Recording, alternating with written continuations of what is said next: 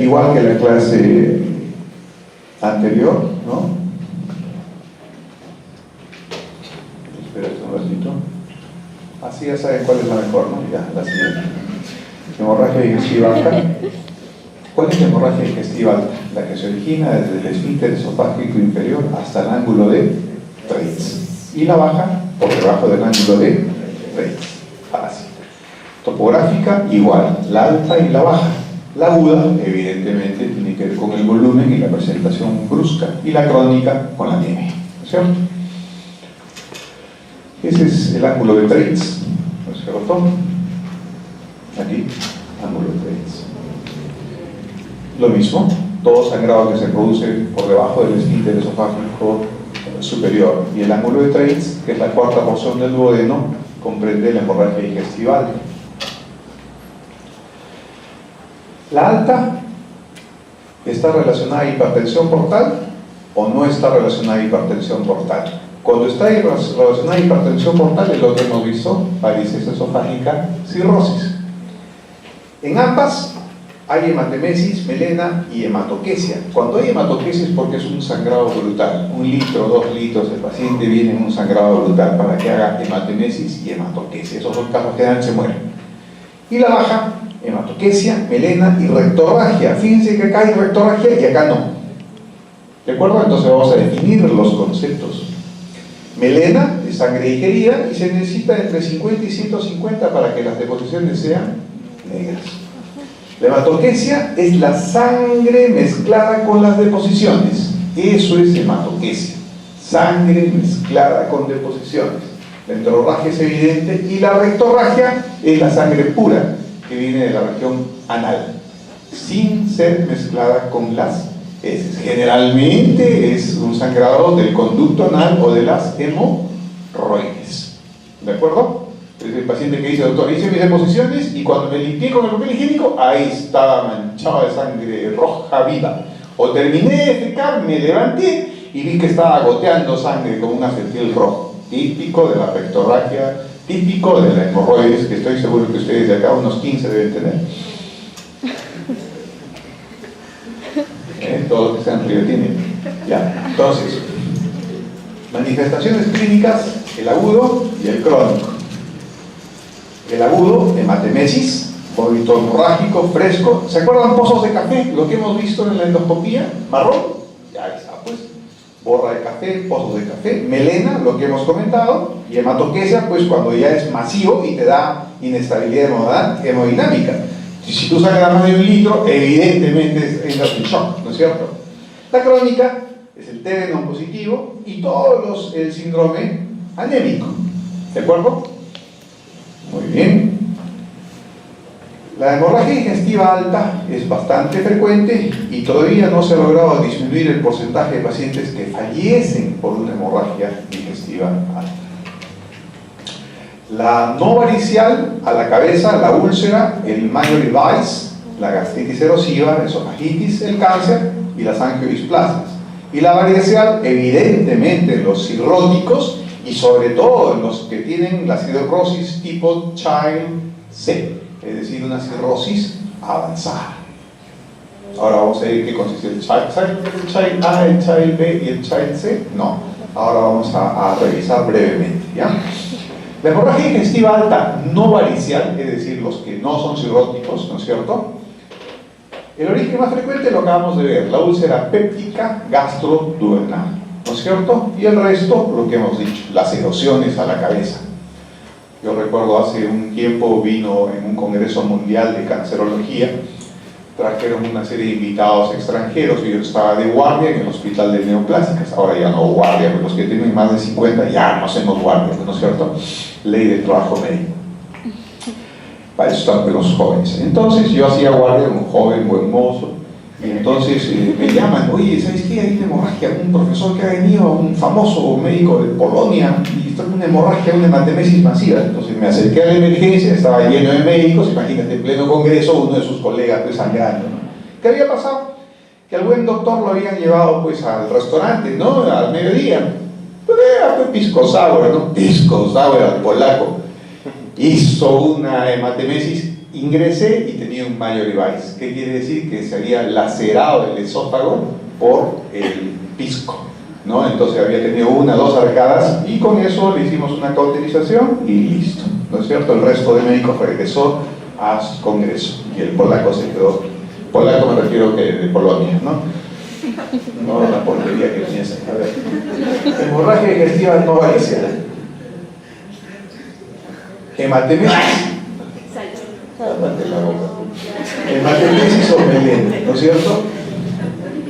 Hematoquesia, estamos diciendo que el 10% puede tener un origen proximal, especialmente cuando es copiosa. Si ustedes tienen hematoquesia en sangrado digestivo alto, es paciente que está en shock y la posibilidad de morirse pues, altísima, ¿no es cierto?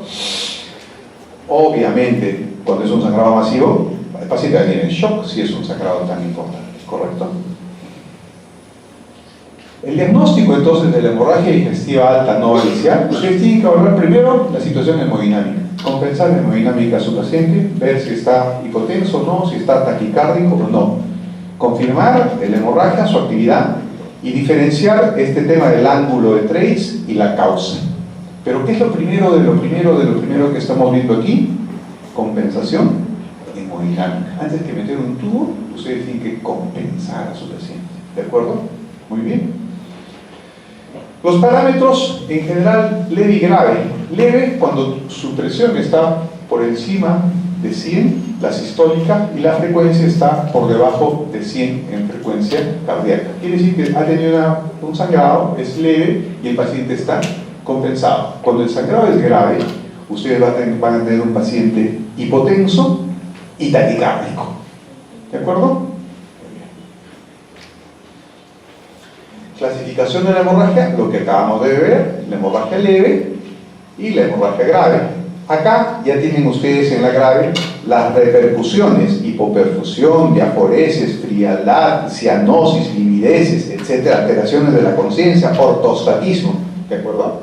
Esa es la diferencia de la ley, y esa grave es la que vemos en emergencia. Entonces, ¿cuál es el algoritmo? El algoritmo, ustedes lo traen al paciente, si está en shock, Trendelenburg, ustedes hacen una anamnesis y le hacen una canulación de vías. ¿Qué es lo primero que hacen? Compensan a su paciente, colocan una buena vía, reponen volumen y dan un suplemento de oxígeno. Inhibidores de la bomba de protones.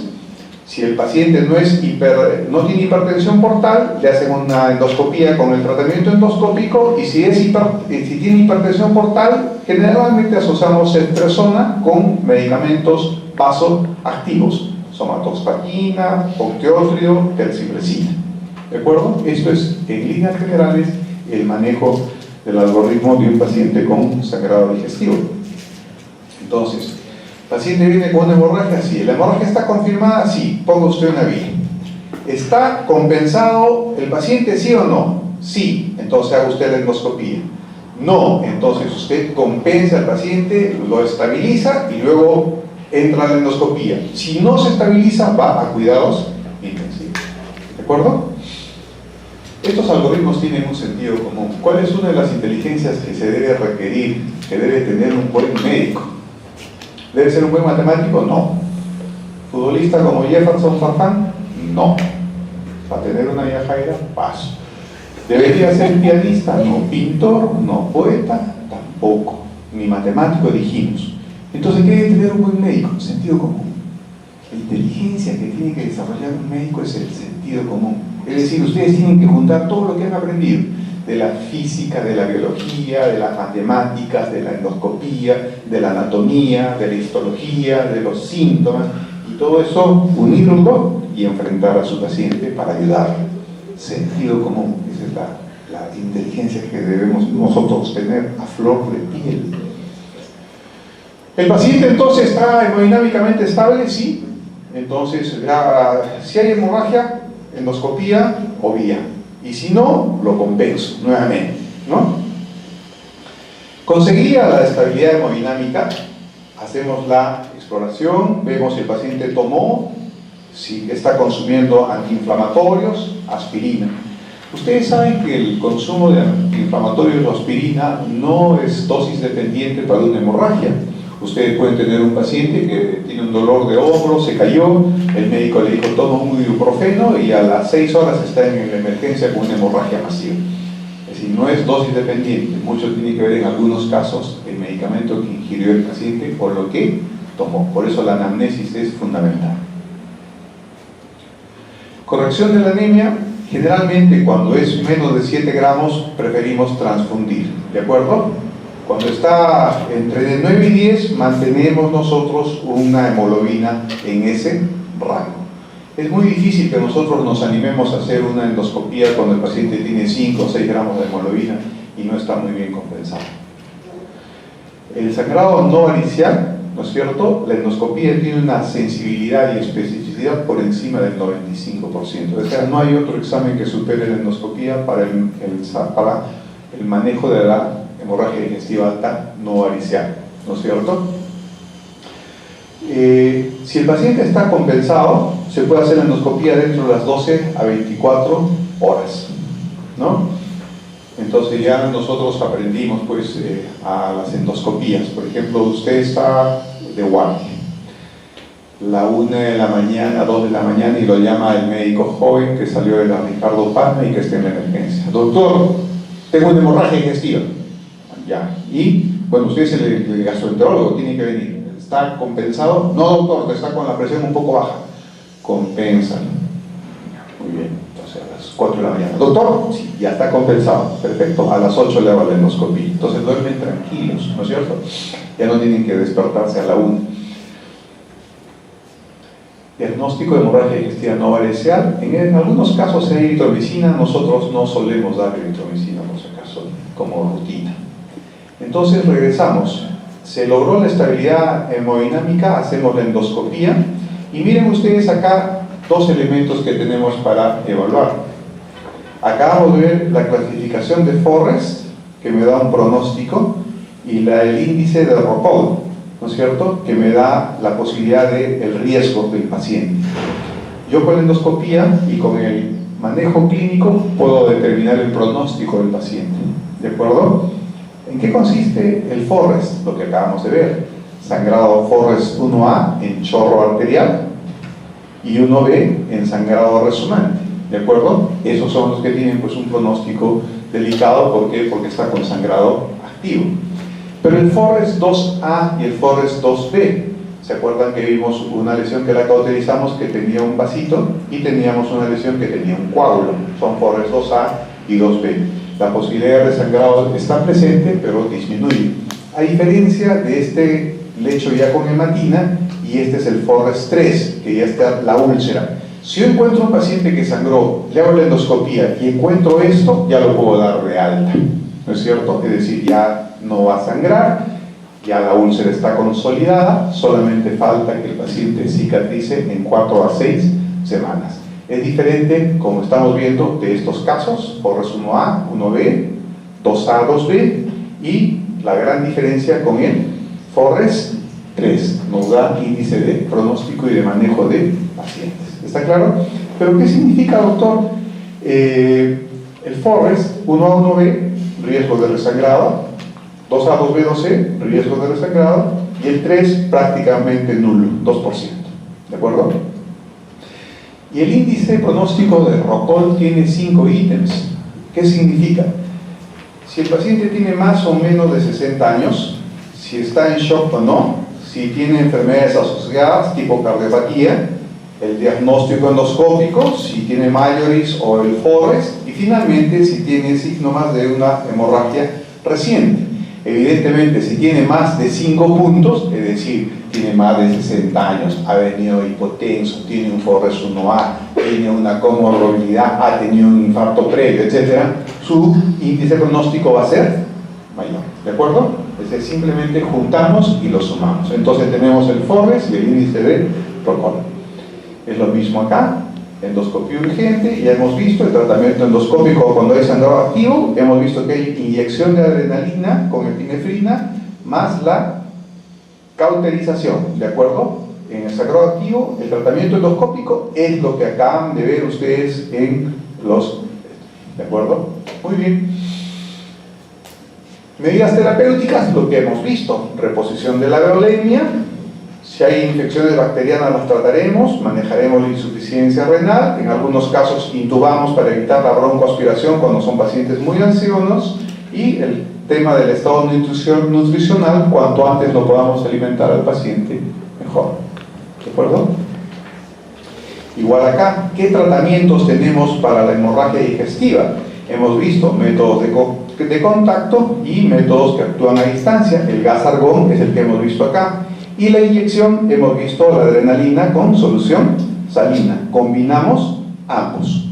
¿De acuerdo? Ahí tienen ustedes una variedad de métodos técnicos y una variedad de inyecciones que se colocan al área que está sangrando. Y al final vemos clips, endoloops y bandas elásticas. Los endoloops y las bandas generalmente son para las varices. ¿Correcto? Entonces no está tan difícil la clase.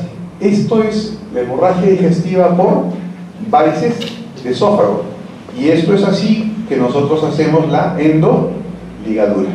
Acá está rota una varice y acá se coloca la endoligadura. Entonces, la hemorragia varicial es porque hay presencia de varices en esófago y o estómago. Cuando el paciente es sometido a endoscopía, más o menos el 11% de las hemorragias digestivas altas son por varices, mal pronóstico. Este es el famoso Child. Esto lo van a ver de todas maneras. La función hepática se mide por 5 parámetros y eso tiene un nombre que se llama Child o Child Book.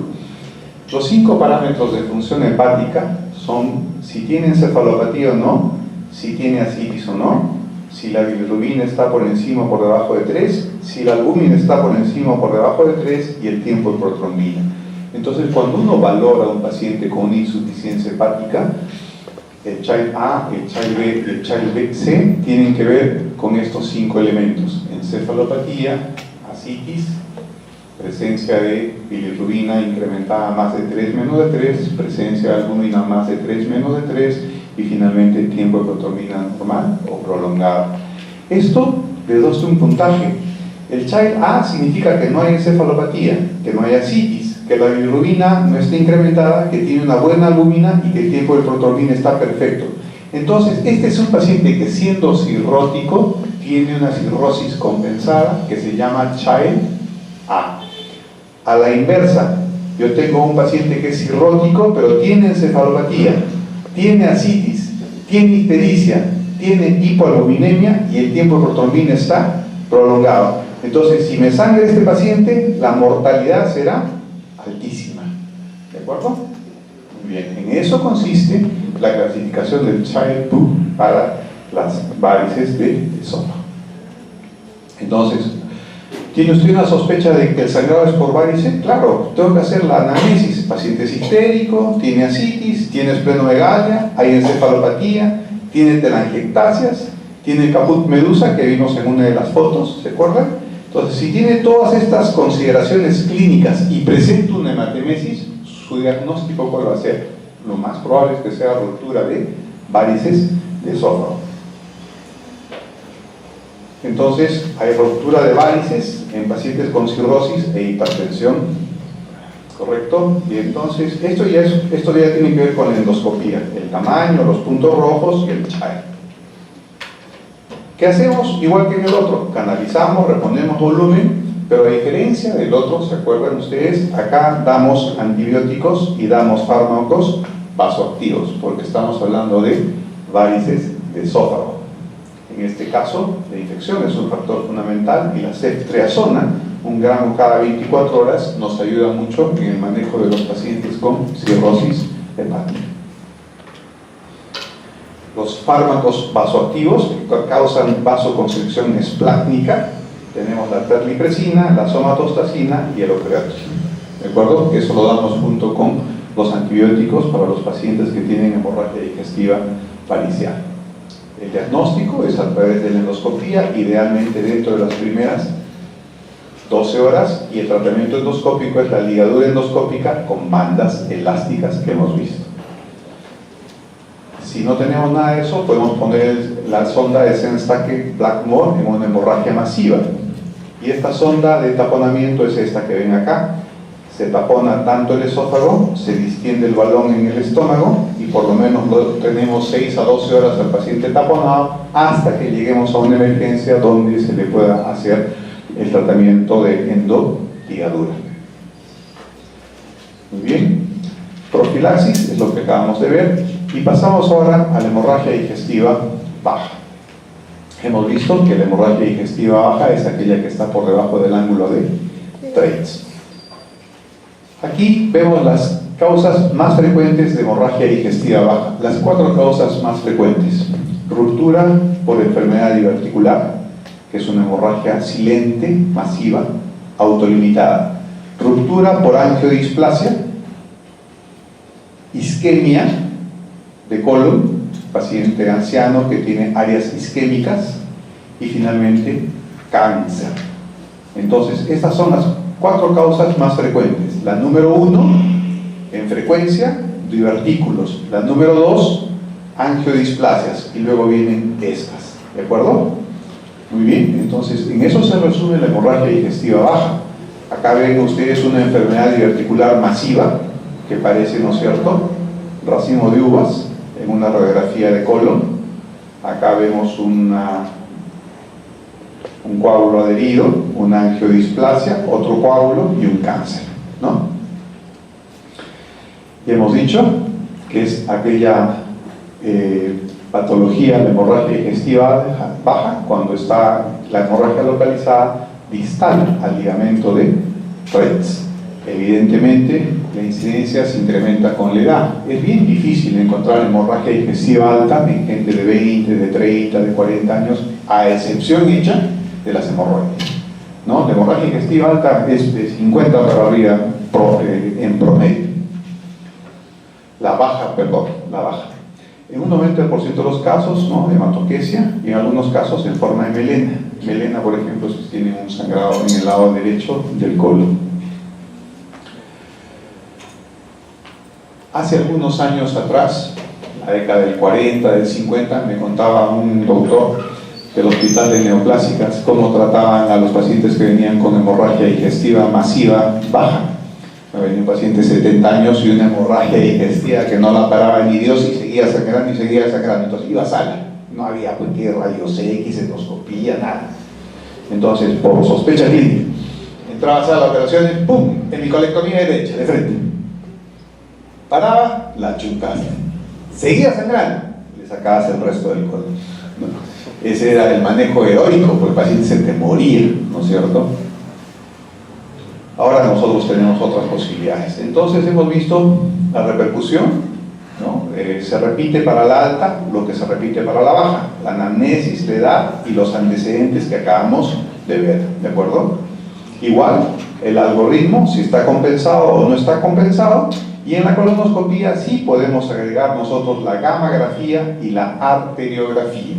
¿Por qué? Porque tenemos pues que el colon es largo y la hemorragia digestiva puede comprometer el intestino delgado, y si compromete el intestino delgado, la gammagrafía o la arteriografía y actualmente la intestinoscopía nos dan mucha información. La cápsula endoscópica ayuda, pero para el sangrado digestivo crónico. Criterios: hay certeza cuando usted ve el sangrado activo y hay probabilidad cuando usted localiza sangre fresca cerca de la lesión. Este es un algoritmo de las técnicas terapéuticas. Este algoritmo, miremoslo al revés. Miren ustedes, si yo tengo una colitis, una enfermedad de Crohn o una colitis isquémica, ¿cuál va a ser mi terapia? Va a ser una terapia farmacológica con salicilatos y corticoides. Pero si yo tengo divertículos, lesiones vasculares o pólipos, mi terapia va a ser inyectoterapia o vasoconstricción con embolización, porque son divertículos o lesiones vasculares tipo angiodisplasias.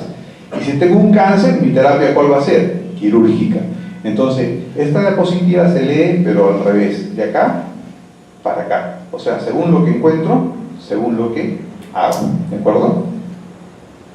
La cápsula, hemos dicho que la cápsula y la enteroscopía es para ver el sangrado digestivo del intestino delgado, ¿correcto?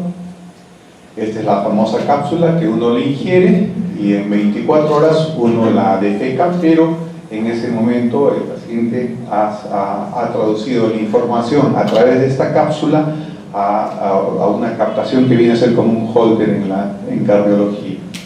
La colonoscopía es la mejor relación costo-efectividad. Hay que hacer idealmente una limpieza del colon, pero cuando no se puede hay que ingresar al colon en pleno sangrado. Para eso se necesita una buena habilidad técnica. Esta es la colonoscopía, se ve en la pantalla y nosotros hacemos directamente el examen, ¿de acuerdo? Debe ser precoz y el paciente idealmente debe estar hemodinámicamente compensado. El tratamiento endoscópico es parecido a lo que nosotros hemos visto. Hay signo de sangrado, hay signo de recidiva. Hemos visto todo lo que hemos colocado, los clips, la sonda de calor, ligadura y terapia con adrenalina, semejante a la alta. Naturalmente, cuando yo hago una arteriografía, yo puedo utilizar agentes embolizantes para el tratamiento angiográfico, ¿de acuerdo? Muy bien. El tratamiento quirúrgico es cuando no responde a alguno de los anteriores. Y la gammagrafía nos ayuda para ver puntos de sangrado que a veces con la endoscopía no lo logramos ver. Pero para esto ustedes requieren pues un estudio que esté disponible las 24 horas de estudios de gammagrafía. Cada vez son menos utilizados. La arteriografía mesentérica no solamente me permite localizar el área de sangrado, sino en algunas circunstancias, inclusive embolizar la arteria que está sangrando. Si no localizo, entonces tengo que hacer una exploración endoscópica intraoperatoria. Muy bien, veamos algunas preguntas. ¿Cuál es la causa más frecuente de hemorragia digestiva baja si sabemos que la diverticulosis ocupa el número 1? La segunda es, la acabamos de ver, angiodisplasias. Muy bien. Se llama hemorragia digestiva alta a todo sangrado que ocurre por encima de ángulo de Treis, que es una zona que está ubicada entre el duodeno y el yunio. Muy bien. Marque verdadero o falso. A ver, empezamos con ustedes. Debe incluir de alta de tipo varicial. Ojo, alta de tipo varicial, varices, cirrosis, ¿no? Ya. ¿Debe incluirse en el tratamiento el uso de octrótido? Sí, ¿no es cierto? Porque son vasoactivos, ¿no es cierto? Hemos visto que son vasoconstrictores esplácnicos, ¿no es cierto? El octrótido, la somatostatina, ¿recuerdan? Entonces la terlifresina. Entonces sí dijimos que en el sangrado por varices de esófago, además de usar la ceftriaxona, por ejemplo en un Child C, también usamos estos productos. ¿Debe recibir profilaxis con ceftriaxona? Sí. O sea, la A y la B son ciertas. La C. El tratamiento endoscópico debe ser diferido hasta el tercer día por riesgo de lesionar las varices. Falso, pues ya hay que tratar al toque, ¿no es cierto? Si está rota la varice. De presentar una anemia con hemoglobina de 10, debe recibir por lo menos 2 paquetes globulares para compensar la anemia. Falso. Dijimos que de 7 o debajo de 7, pero en 9-10 está más o menos compensado. ¿De acuerdo? Entonces, esto lo que hace nos permite precisar los conceptos que acabamos de dar, pero en forma de pregunta. Una mujer de 56 años es llevada a emergencia por presentar un episodio de hematemesis. Reporta un disconfort epigástrico desde hace 4 días. El día anterior presenta deposiciones oscuras, pegajosas, con un olor peculiar. Hoy despertó nauseosa y presentó 2 vómitos de poca cantidad de contenido sanguinolento. Ha sentido mareos. Por un dolor de rodillas ha estado tomando naproxeno 3 veces al día. Al examen, pálida, incómoda, pero alerta. 108 de frecuencia cardíaca y la presión que se ha caído de 116/72 en supino a 93/65 sentada. ¿Ya? Abdomen plano, con ríos y veros disminuidos, dolor epigástrico a la palpación profunda, no rebote y se encuentra melena en el tacto rectal. ¿Cuál de los siguientes pasos es el menos indicado? A ver, ¿admitirla en hospitalización? Yo creo que hay que admitirla, ¿o no? Sí, ya. ¿Tratamiento con bloqueadores H2?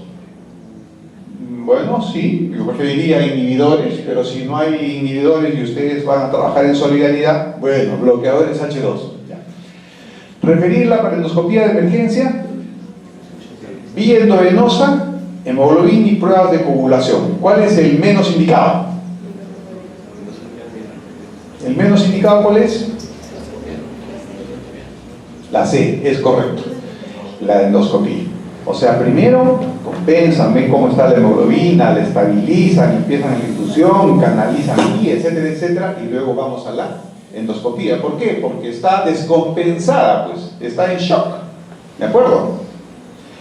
En caso de realizarse la endoscopía temprana, esta serviría para lo siguiente, excepto, Chagueo King lo marcó en rojo, ya que sí serán ya. Determinar la causa del sangrado, no, sí sirve la endoscopía. Administrar terapia endoscópica, sí sirve la endoscopía. Valorar el pronóstico del sangrado, ¿no es cierto? ¿Se acuerdan del Forrest? Sí sirve. Compensación hemodinámica en la endoscopía, no, ¿no es cierto? Y determinar la localización del sangrado, sí sirve la endoscopía. Entonces, para lo único que no sirve la endoscopía es para compensar a su paciente. Haber presentado aisladamente una hematemesis roja rutilante que ocurre luego de arcadas intensas o vómitos sin taquicardia, fiebre, es referido como Mallory-Weiss, es correcto. El Mallory-Weiss es aquella lesión que se presenta como hematemesis roja, es aislada y está relacionada a las arcadas intensas. ¿De acuerdo? Muy bien. Otra vez. Un paciente de 54 años acude por un examen anual de rutina, toma naproxeno por una luxación de tobillo y toma aspirina, que usted le recomendó cuando lo vio en cardiología. No toma otros medicamentos, hace ejercicio regularmente, no fuma, bebe un vaso de vino al día. El examen es completamente normal, pero presenta un examen de TB-NOM, sangre oculta en heces, positivo. ¿Cuál considera usted que es el paso a no seguir?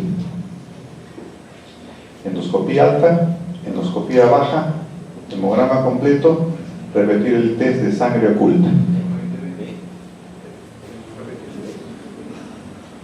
Repetir el test, ¿no es cierto? Claro.